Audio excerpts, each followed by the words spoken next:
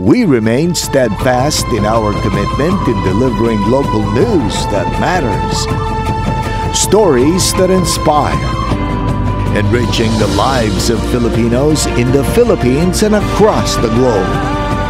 This is your GMA Regional TV. Buong puso para sa Pilipino.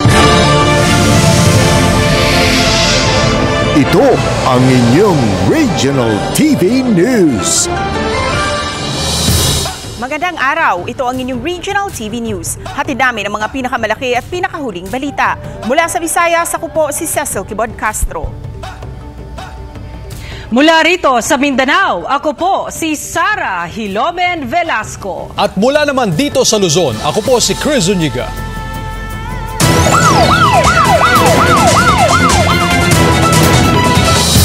Isang lalaki patay matapos masagasaan ng tren ng PNR sa Naga City, Camarines Sur habang pagsalpok ng motorsiklo sa isang trailer truck sa San Pascual, Batangas, sapul din sa CCTV at mahigit 10 katao sugatan nang tumaob ang isang pampasaherong jeep sa Itogon, Benguet. Si Chris Novelo ng GMA Regional TV, Balitang Bicolandia para sa detalye. Mula sa PNR Naga City Station sa Camarines Sur alas 5 ng hapon nitong Nobyembre 28 nang bumiyay ang tren patungong Ligao City, Albay. Pagdating sa bahagi ng Barangay Concepcion, Pequeña, Naga City, makikita sa CCTV footage ang paghinto ng mga sasakyan para bigyang daan ang pagtawid ng tren sa kalsada.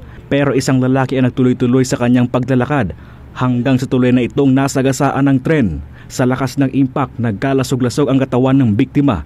Kinumpirma naman ang kinakasama nito na may problema ito sa pandinig. Sa tala ng PNR, ito na ang ikatlong insidente na may binawian ng buhay sa aksidente matapos muling simulan ang operasyon ng tren noong Huli mula Naga City hanggang Ligao City sa Albay. Ingat po sila sa kanilang pagtawid bago sila tatawid. Pakinggan nila, meron bang paparating na tren, lilingon muna, kanan, no? So meron naman, bumubusina naman po yan. Sana maging maging alerto palagi upang makaiwas po sa anumang maaaring hindi magandang aksidente. Sa kuha ng CCTV, makikita ang dalawang magkasunod na motorsiklo habang binabagtas ang kalsada sa bahagi ng Barangay Poblacion sa bayan ng San Pascual, Batangas. Maya-maya pa, makikita ang ikalawang motorsiklo na bigla na lamang sinakop ang kabilang bahagi ng kalsada hanggang sa sumalpok ito sa kasulubong na trailer truck. Nagtamo ng matinding pinsala sa iba't ibang bahagi ng katawan ang 23 anyos na rider na agad isinugod sa ospital. Ngunit, idineklara ng dead on arrival. Ang driver ng truck pansamantala nasa temporary custodial facility ng San Pascual Police Station. Kasi doon sa ating witness na parang may kinukuha or may hahawakan sana na hindi malaman kung anong bagay ma'am doon sa motor. Hindi niya napansin na may truck pala siyang kasalubong. So lumihis siya doon, no? Nasakop niya yung daan na kung saan ay linya po na ng truck. Sa bayan naman ng Itogon sa Benguet, mahigit 10 katao ang sugatan matapos mawalan ng preno ang isang pampasaherong jeep sa Barangay Virac. Ayon sa driver ng jeep na si Jeffrey Mendez, galing sila ng Baguio City at pauwi na ng Itogon na mawalan ng preno. Hanggang sumalpok ito sa kasalubong na AUV, agad namang narescue ang mga biktima at dinala sa Baguio General Hospital. Mula sa GMA Regional TV Balitang Bicolandia, Chris Novelo, nagbabalita para sa GMA Integrated News. Suntukan ng 2 kabataan sa Pasukin, Ilocos Norte sa pool sa video. Makibalita tayo kay Gab De Luna ng GMA Regional TV 1 North Central, Luzon.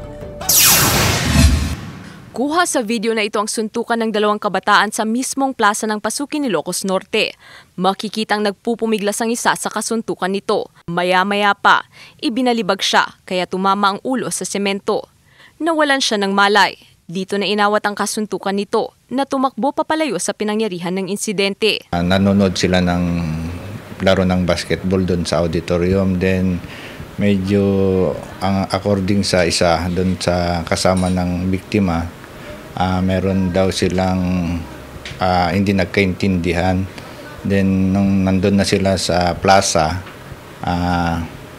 doon na sila nagrambol. Sa sumunod na video, makikitang nagkamalay na ang biktima. Nagtamo ng sugat sa ulo ang biktima na agad dinala sa pagamutan. Pinaghahanap ngayon ng pulisya ang suspect. Pamilya naman is ng biktima. Ang gusto lang nila is makausap yung suspect sana or yung pamilya para magpatulong lang na yung mga gastusin.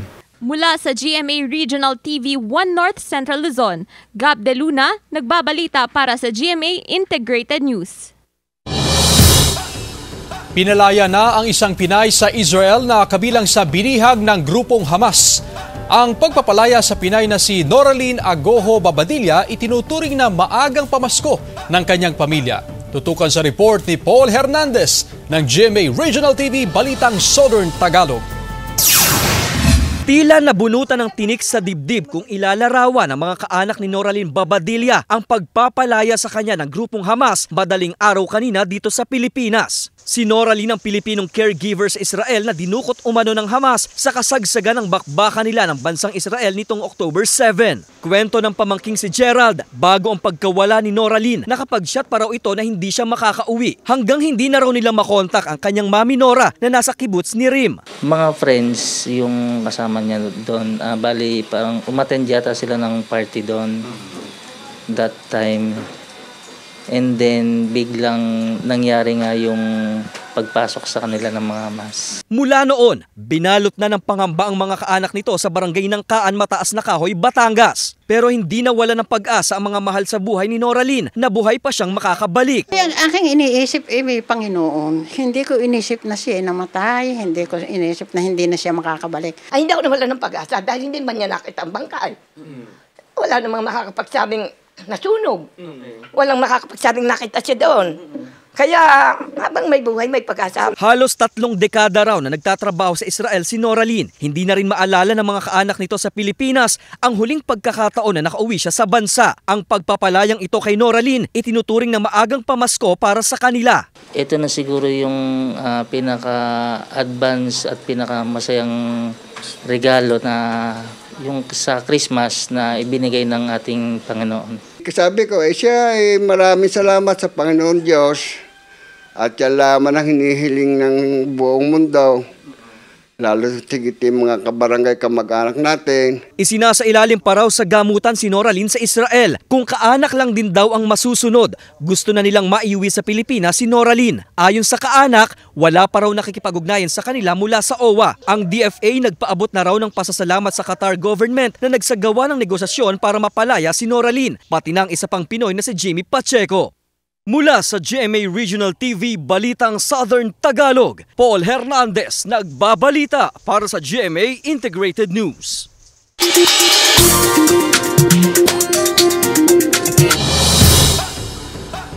Tone-toneladang isda na bangkulis nahuli ng mamanging isda sa Sagnay, Camarines Sur. Habang sa baybayin ng Placer, Masbate, banye-banyerang tamba naman ang napadpad. Si Jessica Kalinog ng GMA Regional TV Balitang Bicolandia para sa detalye. Tone-toneladang isdang bangkulis ang nahuli ng mga mangingisda sa Sangay, Camarines Sur sa nakalipas na halos 1 linggo. Ayon sa ilang mangingisda sa lugar, nagsimula silang makahuli ng 82 piraso ng bangkulis. Hanggang sa napansinan ng mga ito na mas dumami pa ang kanilang nahuhuli na sa kalaunan ay naging tone-tonelada na. Umaabot sa 11 hanggang 13 kilos ang bigat ng bawat bangkulis o tuna na nahuli ng mga mangingisda sa Lagunoy Gulf. Ang mga bangkulis ay nahuhuli lang sa paraan ng pagbingwit, kaya naman swerte at biyayang maituturing ng mga mangingisda na makahuli ng tone-toneladang isda. Ayon sa isang fish buyer, tuwing magtatapos ang taon ay nagiging masagana ang huli ng isdang bangkulis na sa ngayon ay nabebenta nila sa halagang 150 pesos per kilo. Nakadaghan, ala! Banye-banyerang tamban o sardinas naman ang napadpad sa baybayin ng Placer, Masbate. Ayon sa ilang residente, ito raw ang unang pagkakataon na may napadpad na sandamakmak na isda sa baybayin ng bayan. Kaya naman, kanya-kanyang kuha ng isda ang mga residente. Tinatayang nasa 2,500 kilos ang nakuhang tamban o sardinas sa baybayin ng Placer. Ayon sa Bureau of Fisheries and Aquatic Resources Bicol, sardine beaching ang nasabing insidente. Normally, ang mga sardines, they migrate in large numbers. So, could be na because of change of temperature, water temperature. Could also be na darakulaon ang alon, and minsan din because they're going after itong food ninda. Mula sa GMA Regional TV, Balitang Bicolandia, Jessica Kalinog, nagbabalita para sa GMA Integrated News. Boxing match ng dalawang driver sa Mandaue City, Cebu, nakuhanan ng video. Ang detalye sa report ni Nico Sereno ng GMA Regional TV, Balitang Bisdak. Mistulang eksena sa action film ang nasaksihang tagpo ng mga motorista sa Mandaue City, Cebu. Nagpalitan ng suntok sa gitna ng kalsada ang isang taxi driver at driver ng L300 van. Bumitaw lang ang dalawa sa away nang dumating na ang traffic enforcer. Sa investigasyon ng Traffic Enforcement Agency of Mandaue, nag-ugat ang gulo sa gitgita ng taxi at ng van. Inilugay din ito sila space tingali din paghuman ng naong. Then according sa account sa ato ang personnel sa ground, wala ang gito magdugay kay paghuman nila kanang sumbagay. Nanglakaw ra sa tusan sila. Ilaha murag nagpahungaw ra din ito sila silang gibati. Matapos masita, kapwa umalis ang mga driver na sangkot. Hindi sila na-issuehan ng citation ticket at wala ring nagsampa ng kaso. Payo naman ng traffic management, hindi dapat nagpapadala sa init ng ulo ang mga motorista. Masangit na traffic, kuhaan lang ka ng relax lang, keep calm, bilang tapada sa ato ang sapot, labi nagnatay kagitgitan, mas mayo mo, lakaw na lang para dili maka-create o chaos o kagubot ba. Mula sa GMA Regional TV Balitang Bisdak, Nico Sereno nagbabalita para sa GMA Integrated News. Isa ang patay habang siyam ang sugatan matapos na magkarambola ang tatlong sasakyan sa Digo City, Davao del Sur. Sa video makikita ang van na tumagilid samantalang wasak naman ang isang motorsiklo kung saan makikita ang rider na pumailalim na sa tanker truck sa barangay Mati sa Digo City, Davao del Sur. Kaya pinagtulungan na itulak ng mga nakakita ang van na tumagilid matapos na humingi ng tulong ang isang pasahero na nasa loob pa ng naturang sasakyan. Sa inisyal na investigasyon ng Digo City Police, papuntang Digo City ang van at tanker truck. Binabagtas ang tanker truck ang center lane at ang van ay nasa outer lane. Habang nasa kabilang direksyon naman ang motorsiklo na papunta sana sa bayan ng Bansalan, Davao del Sur. Nag-overtake ang van sa tanker truck pero tumama sa harapang bahagi ng tanker truck ang likod ng van na nagresulta. Kaya ito nawala ng kontrol at sumalpok sa kasalubong na motorsiklo. Dead on the spot ang rider. Samantala, dinala naman sa ospital ang siyam na sakay ng naturang van. Patuloy ang investigasyon ng PNP sa aksidente. Habang papalapit ang Kapaskuhan, iba't ibang pasyalan ang nagiging patok ngayong holiday season. Sa Virac, Catanduanes, isang Christmas village ang siguradong dadagsain ng mga bata dahil sa Instagrammable Christmas houses o booths na may iba't ibang tema. Tulad na lang ng Candyland, Three Kings, Nativity, Paskong Pinoy, Elf Village at iba pa. May play area din sa bawat booth para sa mga chikiting na gustong maglaro. Bukas ang naturang Christmas Village mula 6 p.m. hanggang 10 p.m. at wala itong entrance fee. Kaya naman, suwak ito hindi lang sa mga bata, kung maging sa mga young at heart na gustong mag-enjoy ngayong holiday season.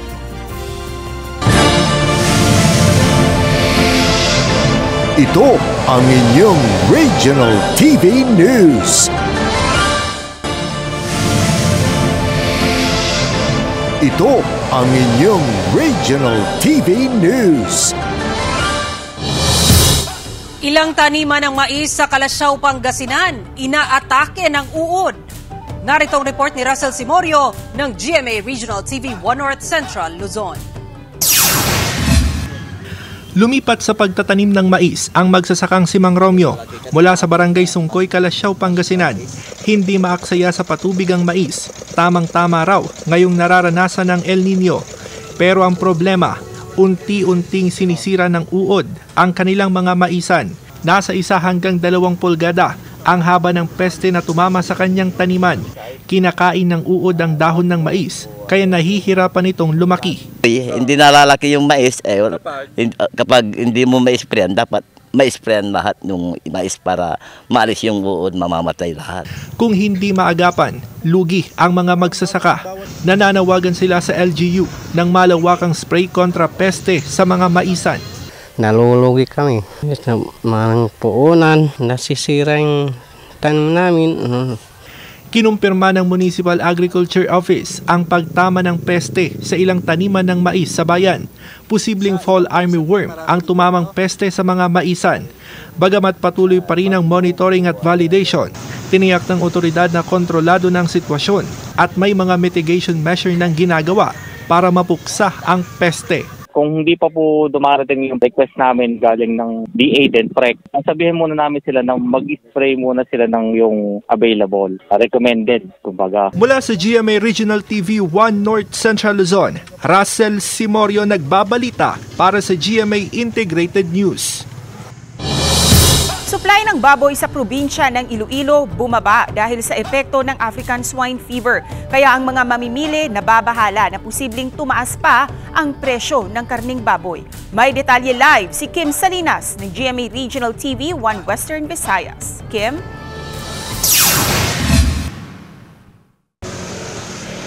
Cecil, nasa 350 hanggang 400 pesos kada kilo na ang bentahan ng karne ng baboy dito sa probinsya ng Iloilo. Isa sa mga dahilan ng mataas na presyo ay nahihirapan umano ang mga negosyante sa paghahanap ng supply ng baboy.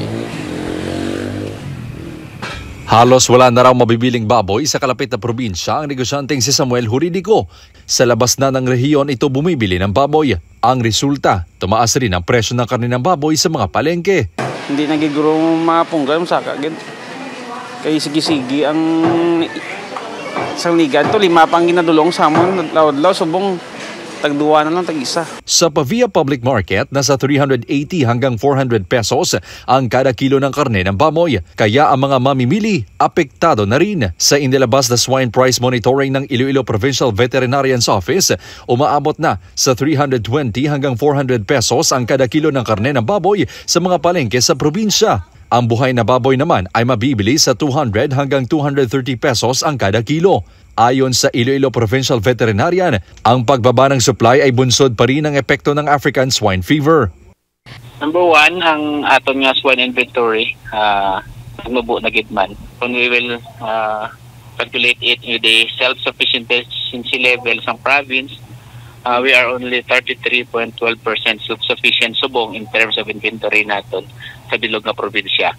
Maging ang mga nagleletsyon sa Iloilo City ay apektado na rin dahil walang makuhanan ng supply ng baboy. Ayon kay Angelina, noong wala pang ASF ay marami pa silang nakukuhang supply at umaabot sa 300 ang kanilang advance orders ng lechon para sa Desyembre. Pero ngayon, nasa 100 lang daw ang kanilang advance orders. Pigado lain sang nagligat nga tinuig. Gamay ang orderanay. Sa probinsya ng Capiz at Negros Occidental pa raw sila kumukuha ng kanilang ililechon. Kaya nasa 7,000 pesos naman ang pinakamurang lechon. Nahihirapan din na makukuhanan ng supply ng baboy ang mga vendors sa Talisay City Public Market sa Negros Occidental. Dahil konti ang supply ng baboy, nagbahal din ang presyo nito. Dahil ang mga nag-aalaga raw ng baboy ay hindi pa nakare-recover sa ASF. Wala nga mong supply, subong mo. Skande na kami ka, lain na nga mo. Oriental na ng ibang nga baboy.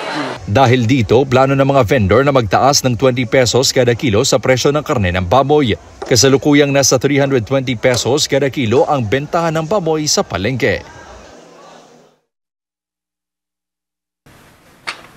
Cecil, dito sa Iloilo City, nasa 360 pesos ang kilo ng karne ng baboy, habang nasa 380 pesos naman ang kada kilo ng karne ng baka. Cecil? Maraming salamat, Kim Salinas ng GMA Regional TV 1 Western Visayas.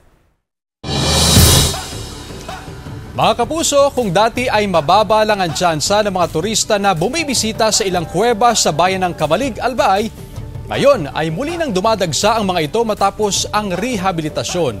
Isa na rito ang Hoyop-Hoyopan Cave sa Barangay Common, Kamalig, na mas pinaganda pa sa ngayon. Maliban sa malamig na kapaligiran, makikita rin sa loob nito ang nagagandahang rock formations. Naging bahagi ng kasaysayan ng bayan ng kuweba, lalo na noong panahon ng mga giyera.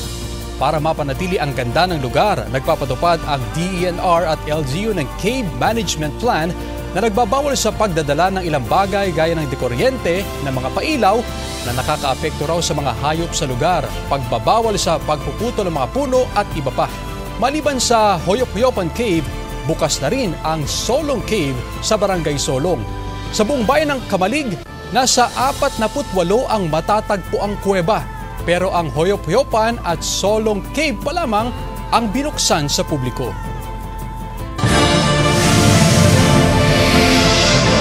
Ito ang inyong Regional TV News. Ito ang inyong Regional TV News.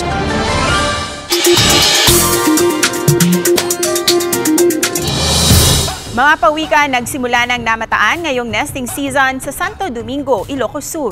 Narito ang report ni Ivy Hernando ng GMA Regional TV 1 North Central Luzon.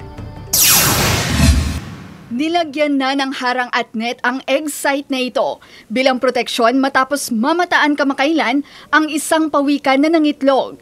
Ito ang unang egg site ngayong taon sa baybayin ng Barangay Kalayab, Santo Domingo, Ilocos Sur. Nagkayayaan daw ang magtsuhin na sinamang Danilo at Luis na magpunta sa dagat at magbakas sakali na makakita ng pawikan. Labis daw ang kanilang tuwa nang tumambad ang isang malaking pawikan matapos nilang sundan ang dinaanan nito. Tinatayang 3 talampakan ang lapad ng pawikan na halos 1 oras daw na nangitlog sa buhanginan. Dakkel ma'am, no, damo mo lang talaga makita, kaya ma-amaze ka talaga. For the first time mo kumang na makakita, kaya talaga maragsatan ka. Buwan ng Setyembre hanggang Pebrero ang nesting season ayon sa autoridad. Kaya ikinabahala raw ng barangay official ang kawalan ng pawikan nito mga nakaraang buwan na posibleng may kinalaman raw sa mainit na panahon. 6 hanggang 7 pawikan ang nangingitlog kada taon sa lugar. Po namin sinasabi na kung makakakita ng pawikan na itlog, huwag nilang gagalawin. And then yung sa itlog ma'am, ang programa namin, hindi namin yung ginagalaw, hindi pa nga namin binibilang. Dati kasi pinabibilang ng DNR noon. Pero ngayon hindi na po, para magkaroon ng higher chances of hatching. Suhestyon ng barangay official ang paglimita ng aktibidad sa shoreline tuwing nesting season upang maprotektahan ang mga pawikan. Mula sa GMA Regional TV 1 North Central Luzon, Ivy Hernando, nagbabalita para sa GMA Integrated News. Niyanig ng magkasunod na lindol ang ilang bahagi ng Bicol Region kaninang madaling araw. 3:80 ng madaling araw kanina nang mabulabog ang Naga City at ilang bahagi ng Camarines Sur ng magnitude 4.5 na lindol. Namataan ang epicenter nito sa bayan ng Tinambak, Camarines Sur. Ramdam din ang pagyanig hanggang sa ilang lugar sa Albay, Camarines Norte, Sorsogon at Quezon Province. Samantala, 4:41 ng madaling araw nang yanigin din ng magnitude 4.4 na lindol ang Caramoran, Catanduanes. Maliban sa mga lugar sa naturang probinsya, naramdaman din ang pagyanig sa ilang lugar sa Camarines Sur, Albay at Sorsogon. Sa ngayon, wala pa namang naitatalang pinsala sa naturang magkasunod na pagyanig sa Bicol Region. Nagpapatuloy pa ang monitoring ng mga otoridad sa mga apektadong lugar. Pinaalalahanan naman ng publiko na mag-ingat at maging handa sa lahat ng oras. 7 bahay sa Urdaneta City, Pangasinan ang tinupok ng apoy. Narito ang report ni Russell Simorio ng GMA Regional TV 1 North Central Luzon.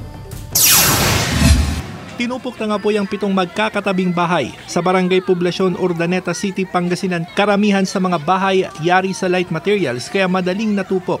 Ayon sa BFP, natagalan ang pagresponde dahil sa traffic. Inaalam pa ng otoridad ang sanhi ng sunog habang nananawagan ng tulong ang mga nasunugan.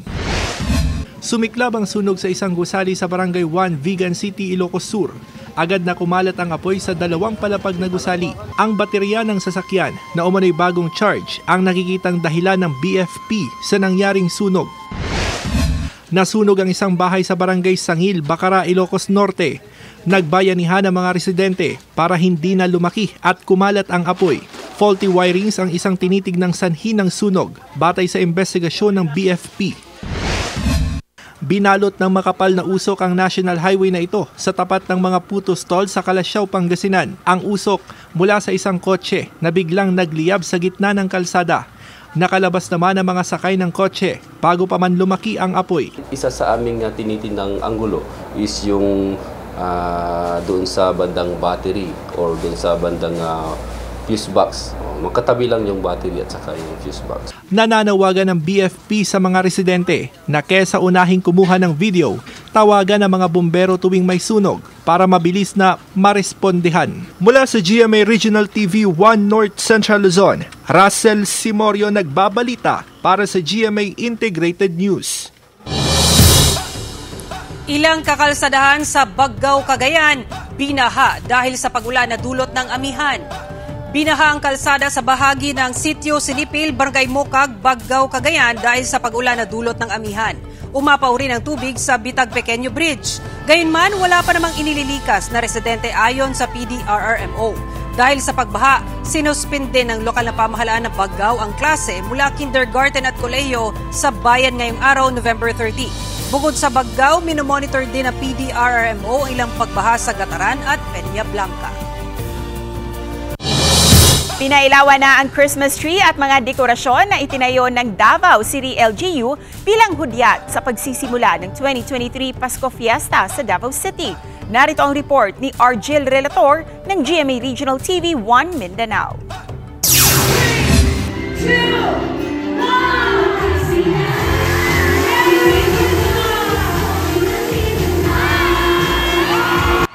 Opisyal nang pinailawan ang 30 feet na Christmas tree at iba pang Christmas decorations sa Davao City Hall, Quezon Park at Rizal Park sa Davao City. Ito ang hudyat ng opisyal na pagsisimula ng 2023 Pasko Fiesta sa lungsod. Maliban sa running LED strip lights, tila namunga ng star lanterns ang mga puno. Kinagiliwan din ang giant teddy bear sa parke. Puti at pula ang kulay ng mga Christmas decoration na sumasalamin sa kadalisayan ng puso, pagmamahal at saya ng pagdiriwang ng Kapaskuhan. Puno naman ang programa ng Christmas-themed performances. Una kay Pasko man, ginatawag na to Spirit of Christmas. But pasabot ana nga buhatag tag extra nga payong tagad sa atong isig katawo. Iba't ibang aktibidad sa 2023 Pasko Fiesta ang nakalatag hanggang December 31. Mula sa GMA Regional TV 1 Mindanao, Argel Relator, nagbabalita para sa GMA Integrated News. Mga kapuso, 25 days to go na lang at Pasko na.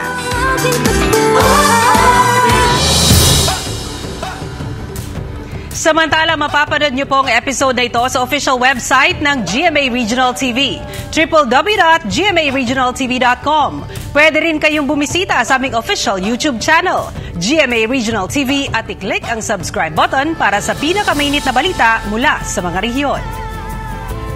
Nais naming pasalamatan ang mga kapuso sa iba't ibang panig ng Pilipinas, maging ang mga kapuso natin abroad.